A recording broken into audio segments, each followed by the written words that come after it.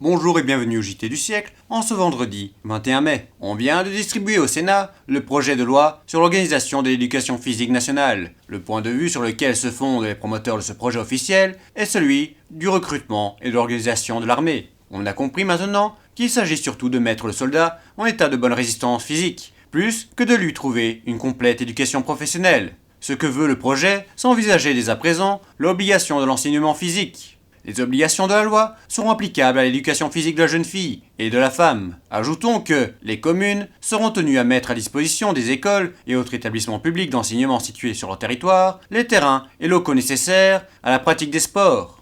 À Madrid, ce 20 mai, de bruyants cortèges composés de plusieurs milliers de femmes ont parcouru ce matin les rues en réclamant du pain. La police et les patrouilles ont empêché le pillage des magasins.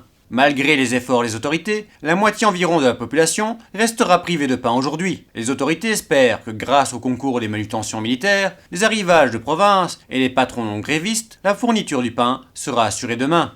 De nouveaux prix viennent d'être fixés pour la vente aux entrepôts des pétroles et des essences.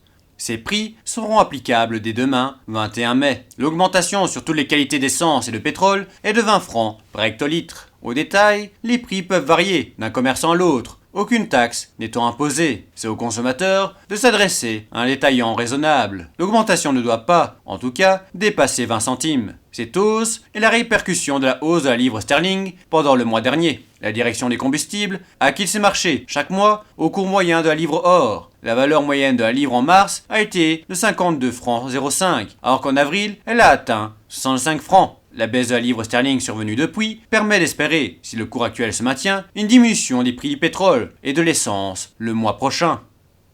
C'était le JT du siècle, l'info de notre histoire.